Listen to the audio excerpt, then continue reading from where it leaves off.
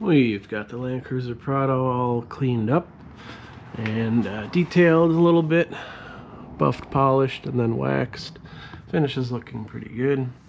But now we're going to talk about fluids and also some bushings up front in the solid front axle.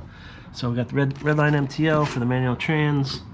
You can do AMSOIL, GL4, but make sure it is actually GL4. So this is the solid front axle found on these 70 series and all the other Land Cruisers, the 80 series and HD, FZJs and the HCs and all that.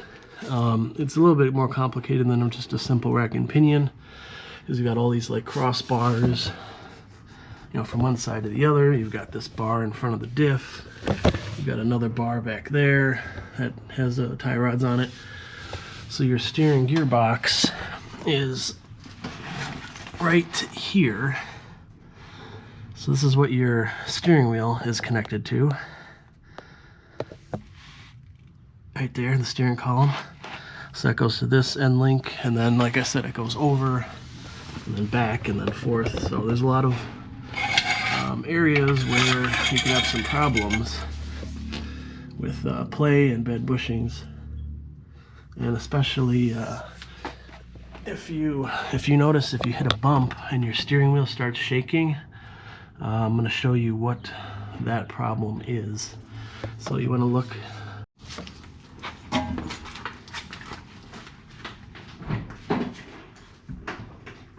And turning.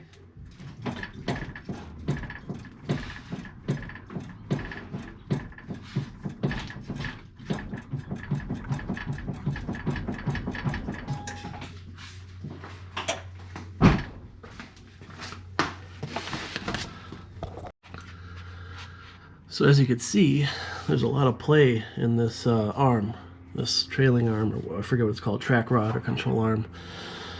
There's two bushings in here. You can get them from any Toyota dealer. They can order them for about, I don't know, I think it's 18 or 15 a piece, and you need two. So start there.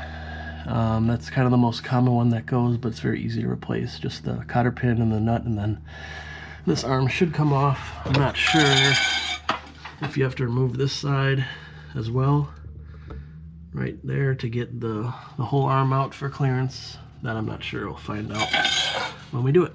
So that's it. The other thing, obviously, make sure, this is kind of a common point for leaking in here. This is a whole nother story with the Burfield's rebuilds, similar to like an 80 series. Although these do look smaller than an 80 series.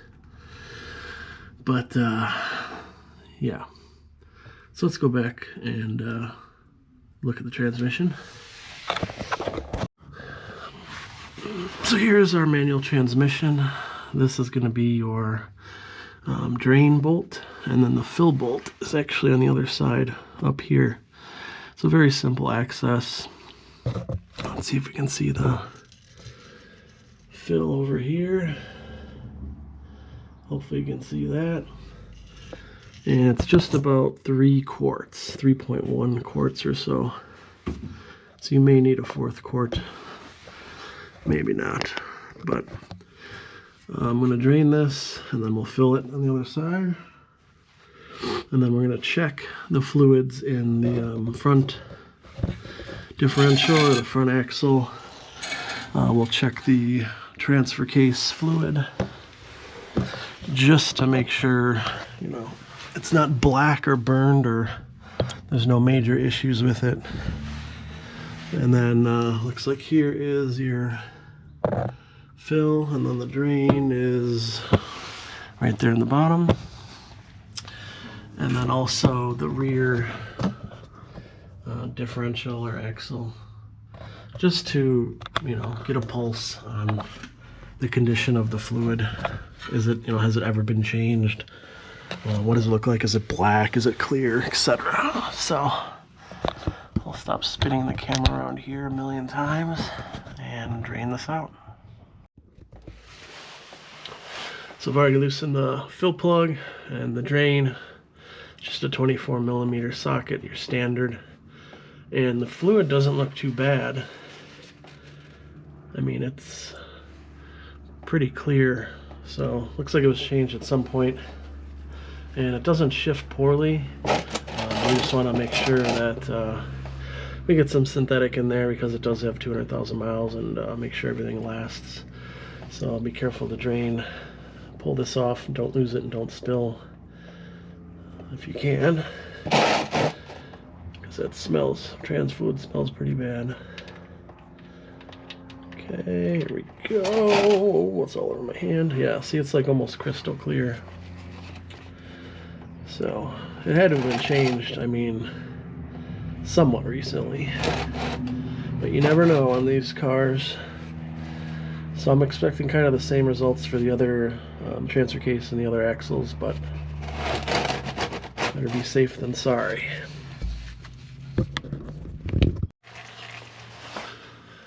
Okay, we can definitely leave some in here because it is 3.1 quarts, and I'd rather not open up a fourth bottle just for 0.1. So we'll use the same washer. It doesn't look too bad. Of course, I didn't buy one, so. And this is usually, I don't know, 20 to 30 foot-pounds, or just kind of hand tight until that crushes down a little bit, and that'll be fine. Ooh, got a little bit of play here in this U-joint. That might be something we need to address at some point. Not too bad, it's just a little bit of, you can see a little bit of movement in there. Alright, well, I guess we'll put that on the list. U-joint. Now we'll take our little fluid pump and then go on the other side and just pump in 3 quarts, and that'll be kind of the conclusion of that. If I do find anything strange in the other fluids, I'll do a video, but I'm expecting just clear fluid, so nothing crazy there. And then this trans, like I said, GL4 only. Transfer case, the rear and the front can do GL5, typically like 85, W90, anywhere in that range is fine for the other axles and everything. Next part of our video here, we're going to be tackling the most common bushing or bush issue on this style truck. Here's your 2 part numbers you're going to need. I'll provide a link to these in the description so you can buy them stateside. But here are 2 for the left side over here. You can see I've already got my 24mm socket on it. So as you can see from the earlier video, there's a lot of play in this. This bushing's gone. So what we're going to do is take off this lateral control arm or panhard rod. This is a 19. I'm not sure if we're going to have to remove both sides to drop the bar, or if we can remove this and somehow pull this off of the axle, but we'll see once we get to that point. You want to jack up the vehicle because that'll give you access. It'll kind of lift this up or drop the axle down so you can get a socket in here, and then at least loosen this, if not all the way off. But very easy. These are just pretty hard to get stateside. They're always on back order, but I can get them. So I'm going to take off, start here with this nut and see where that leads us. There we go. I've already got the cotter pin out. Oh, I love it when that happens. So how is this gonna be stuck on here? I don't know. Might need a significant pry bar to get that loose. Oh no, there we go, look at that. So here you can see, when you compare this to the new one, this center portion is just totally worn down. And then the outer portion as well. This is all beat up. So I'm just going to slide these in and see. Oh yeah, we can even get this off. Fantastic. Look at that. So I'm going to clean this up with some sandpaper, and then you can probably lube this up a little bit, but I don't think I'd lube the rubber side. I guess it depends on how it fits on here. If it just slides on, I'm not even going to bother with it. I'm just going to clean this up a little bit. Alright, I got everything lightly sanded down. I'm not even going to put any kind of lubricant or spray or anything on here. I'm just going to go ahead and put this one on there. And the nut is going to tighten it onto the bushing, so I'm not concerned with that. And then this one will go here. And you can see already it's quite a tight fit. But I'm not concerned with that because, like I said, this is going to... maybe it is a good idea just to put a little bit of grease on here so it doesn't bind up. I don't know, I'm kind of on the fence about that. I don't want it to rip or anything. Alright, I just put a little bit of dish soap on here so it slips in there just like that. It's just a hand fit thing. So this should drastically improve the steering on the Land Cruiser, the steering wheel feel.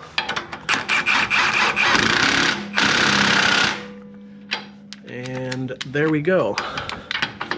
A little bit over tighten there, just based on where the cotter pin hole is. There we go. That's it. Job done. Thanks for watching. Please like, subscribe, and hit the notification bell, all the good stuff. I can keep bringing good videos to you about the Land Cruiser and other cool JDM stuff, but we'll just finish up putting our cotter pin in here.